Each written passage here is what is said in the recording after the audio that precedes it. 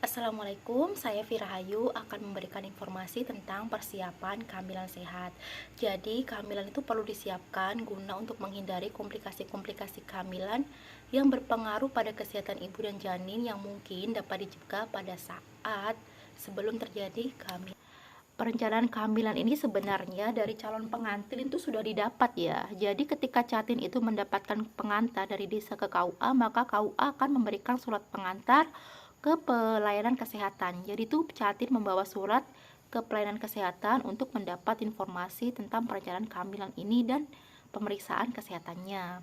Begitupun dengan pasangan usia subur ya yang ingin merencanakan kehamilan sehat dapat langsung ke pelayanan kesehatan tanpa harus menunggu rekomendasi dari KUA karena kan sudah menikah. Oke, hal-hal yang dilakukan di Vaskes itu apa saja sih? Yang pertama itu anamnesa atau wawancara. Jadi itu wawancara dilakukan oleh petugas kesehatan kepada pasangan. Pasangan ini berarti laki-laki dan perempuan ya, bukan perempuannya saja karena namanya perencanaan kehamilan itu melibatkan pasangan, tidak bisa hamil sendiri, kerjasama antara dua orang. Jadi yang pertama itu ditanya tentang identitas, kemudian riwayat penyakit klien dan keluarga, riwayat kesehatan jiwa, jaminan sosial jika ada, riwayat obstetri termasuk siklus menstruasi dan riwayat kehamilan dan persalinan yang lalu. Kemudian yang kedua itu ada pemeriksaan fisik. Pemeriksaan fisik itu pemeriksaan head to toe ya. Jadi pemeriksaan kondisi kesehatan secara keseluruhan dari kepala sampai kaki. Kemudian pemeriksaan tanda-tanda vital, tekanan darah, nadi, suhu, pernapasan, pengukuran antropometri mulai dari tinggi badan, berat badan, dan juga lila lingkar lengan atas pada wanita usia subur. Kemudian ada pemeriksaan lab. Pemeriksaan lab ini ada pemeriksaan darah meliputi HB, golongan darah, penyakit infeksi menular seksual seperti HIV, sipilis, kemudian ada diperiksa juga hepatitis B, malaria, dan lain sebagainya. Kemudian ada juga pemeriksaan urin. Yang keempat menentukan status imunisasi TT. Dari semua pemeriksaan tadi, maka nakes akan memberi anjuran ya, ini layak hamil atau tidak. Baik, selanjutnya itu konseling kehamilan sehat ya. Dalam konseling kehamilan sehat itu yang pertama diperhatikan itu persiapan fisik. Tadi kan sudah diukur tinggi badan dan berat badan, dari situ kita bisa mencari IMT atau indeks massa tubuhnya. Dari indeks massa tubuh itu bisa ditentukan masuk kategori kurus kah, normal kah, berat badan berlebih atau obesitas. Begitupun dari pengukuran lingkar lengan tadi pada wanita, jika dia kurang dari 23,5 cm maka dianggap dia kayak kurang energi kronis, maksudnya kurang gizi yang berlangsung lama. Jadi anjurannya biasa penundaan kehamilan, kemudian perbaiki pola makan, asupan yang tepat, dan anjuran kunjungan ulang oleh petugas kesehatan. Selanjutnya itu persiapan gizi tadi ya, namanya juga hamil, yang sangat diperlukan itu ya asupan nutrisi dengan gizi yang seimbang, menghindari makanan mentah, sayuran mentah, daging atau telur setengah masak, kemudian batasi konsumsi kafein. Yang ketiga itu ada screening imunisasi TT atau tetanus toksoi. Tahu kan penyakit tetanus, penyakit tertusuk paku, kemudian infeksi dan meninggal. Ya, tidak salah juga karena memang sebenarnya itu tetanus itu penyakit infeksi bakteri Clostridium tetani yang dapat masuk melalui luka. Jadi ketika luka itu terinfeksi bakteri tetanus tadi, maka dapat merusak saraf tubuh yang bisa mengakibatkan kekakuan dan kelumpuhan tubuh. Apalagi ya pada bayi baru lahir itu kan tali pusatnya masih basah dan itu resiko terjadinya infeksi itu ya ada. Makanya pada ibu hamil perlu dilakukan suntik TT ini. Jadi nanti di screening oleh petugas ya, ini ibunya sudah TT berapa dan ini ada jadwalnya kapan kembali, kemudian status perlindungannya itu selama berapa tahun setiap status imunisasi TT itu.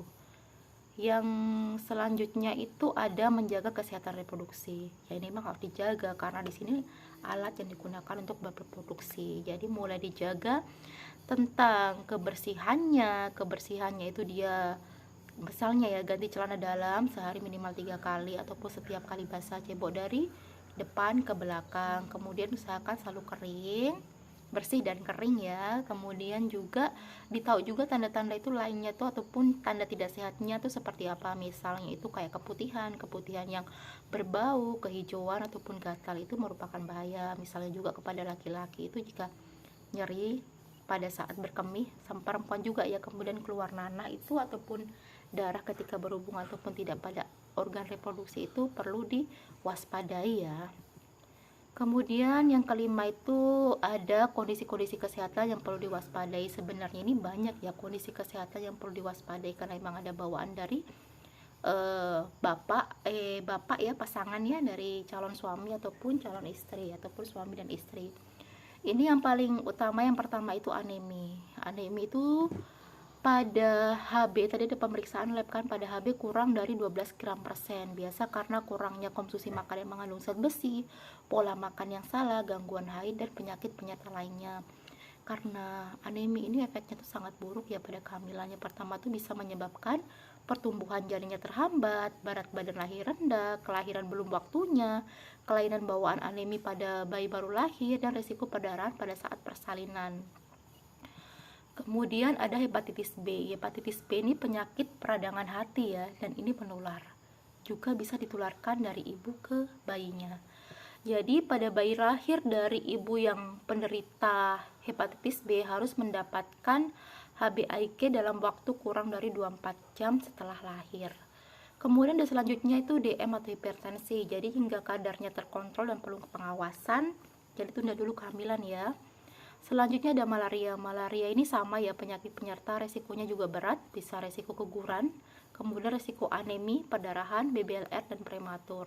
Ada juga penyakit TORCH, bisa menyebabkan kemandulan. Jika hamil pun bisa menyebabkan kecacatan pada janin, misalnya cacat otak, telinga, gangguan fungsi gerak, dan lain sebagainya.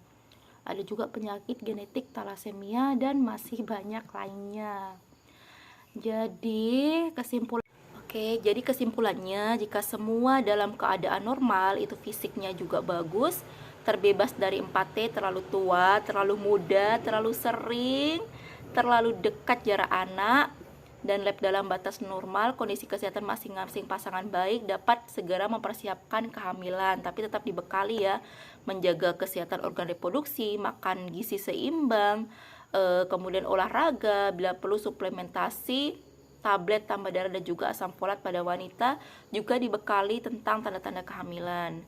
Tapi jika kondisi pasangan, entah itu istri ataupun suami itu tidak sehat, maka dianjurkan untuk menunda kehamilan hingga kondisi ataupun keadaannya tadi yang dibilang tidak sehat itu menjadi sehat. Dilakukan pengobatan dulu lah hingga sembuh dan ataupun terkontrol. Ada juga sih keadaan juga ketika program hamil itu tidak dianjurkan, yaitu seharusnya tidak hamil, misalnya pada kelainan jantung, kemudian kelainan darah bawaan ataupun usia di atas.